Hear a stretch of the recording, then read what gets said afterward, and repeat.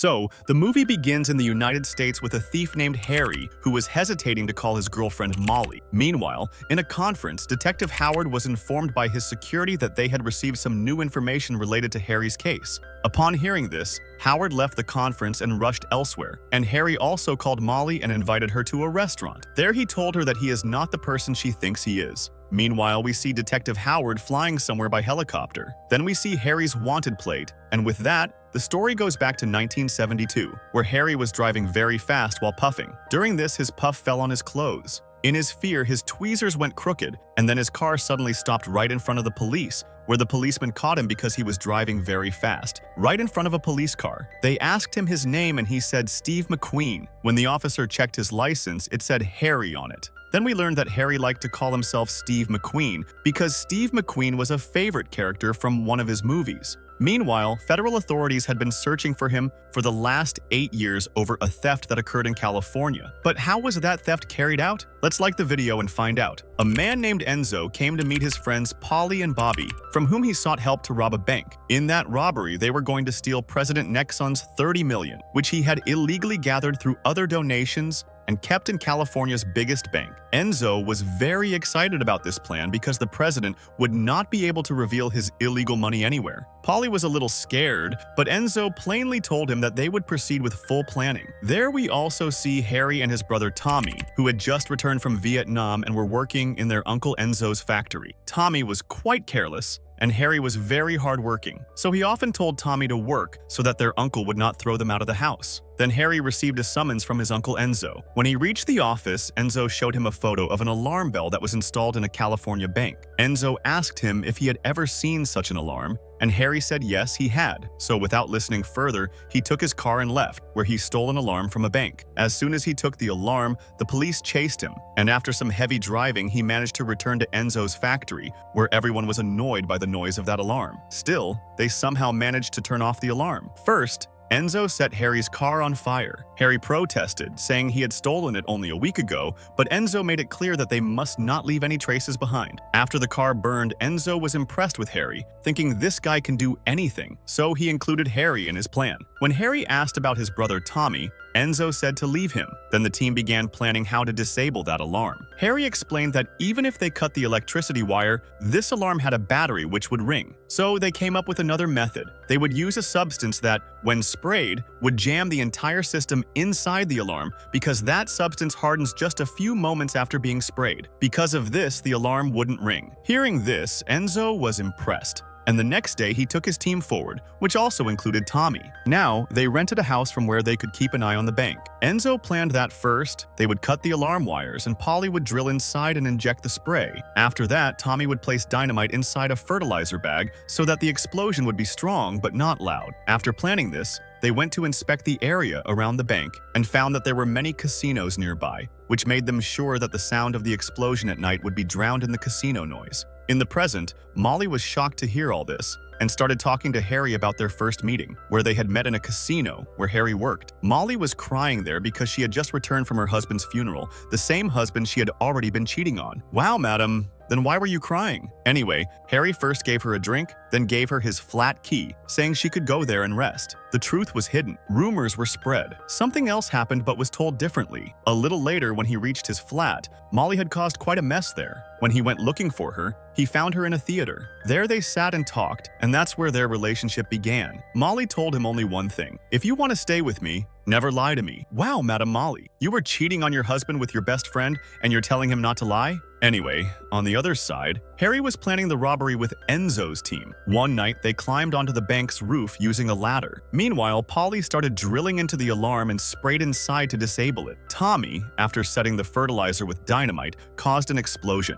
which created a big hole. But because of that hole, there was a lot of noise, which made the police come to check the bank. As the police were approaching, Harry still told the team that they should continue with the plan. He went near the casino and started another fight there, because of which the police couldn't properly check the bank and went straight to solve the casino fight instead. Meanwhile, Harry returned to his team where Enzo and his entire group had entered the bank. Inside, there were many safes full of money, gold, and diamonds. Collecting everything together, they looted millions of dollars. But they didn't find President Nixon's $30 million. Enzo said, "No worries. We'll come back on Saturday or Sunday and take Nixon's funds then." When they were about to leave, Enzo placed a mirror over the hole they made, and the mirror was pointed directly toward their rented house so they could monitor the situation from there. The next day, at the California Police Department, Detective Howard's secretary, Detective Sharon, informed him that a massive robbery had taken place in a bank. Hearing this, Hobart went to meet the deputy director here and learned that a large investigative team from Washington was coming to solve this case because surely some big names might be involved in this theft. They also said that the thieves had left many safes filled behind, which meant that whatever they had come to find,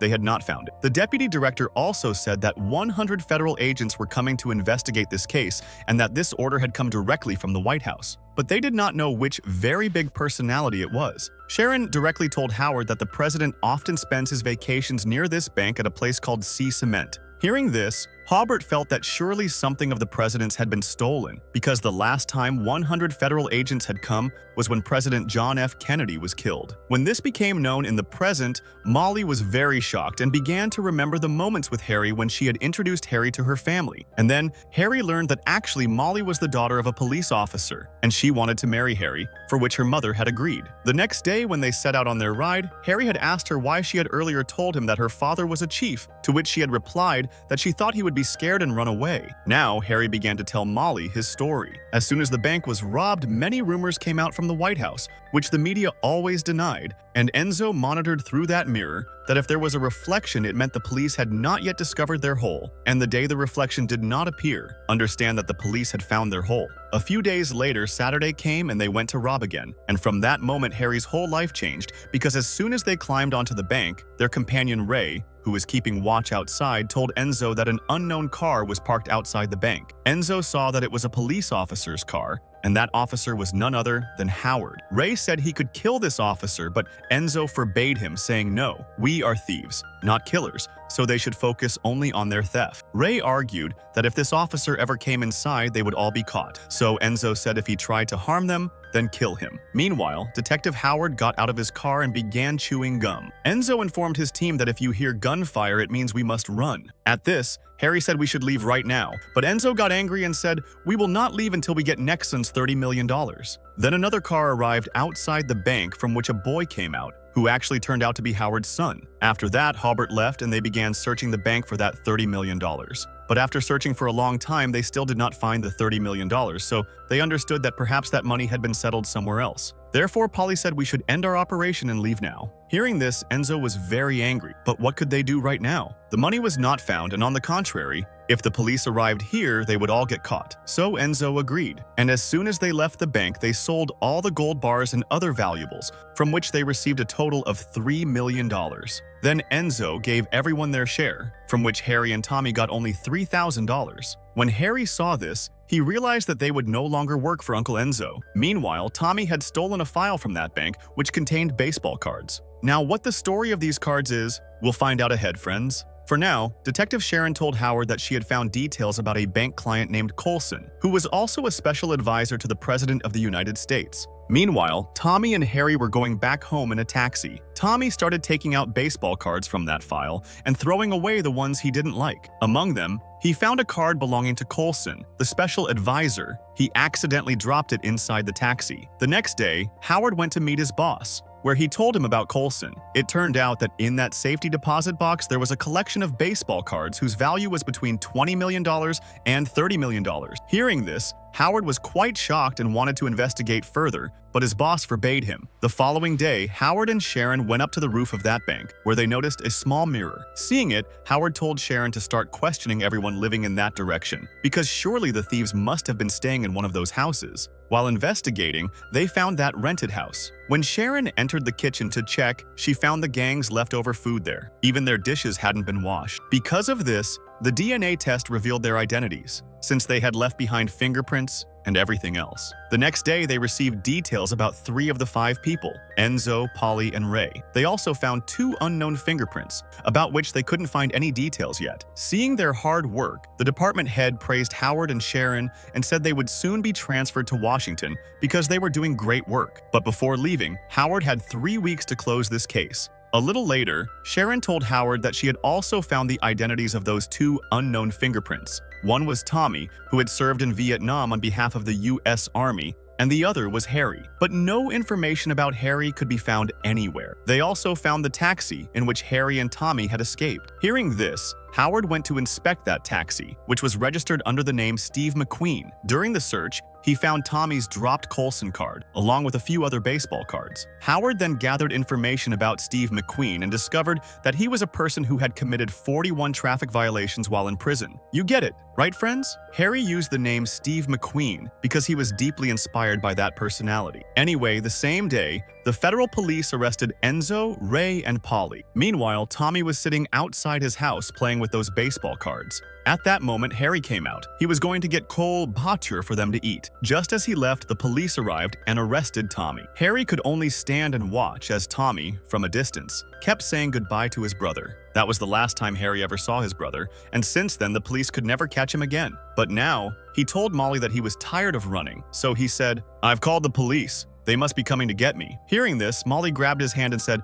"No, we'll run away from here right now. To Canada!" But before they could do anything, federal police surrounded the place from all sides. Then Harry surrendered himself and promised Molly, "I'll come back into your life soon." Molly replied, "I'll wait for you." After that, the police took Howard away, and his 7-year sentence was reduced by 3 years because of his good behavior. But friends, this movie was completely true. It was based on a real person named Harry Barber, who had actually done all this. That's why this movie isn't just a heist story, it's the story of a man who wanted to become a hero like his idol, but life taught him something entirely different. Harry Barber thought he would become as cool as Steve McQueen, but in the end, he realized that true coolness lies in telling the truth. Because after running for 7 years, he understood that sometimes facing the situation is the biggest adventure of all. So friends, how was your experience watching this mind-blowing true story? Did it surprise you as much as it shocked me? If you felt the thrill, then let's hit a target of 1,000 likes on this video. Drop your thoughts in the comments. I love reading every single one of them.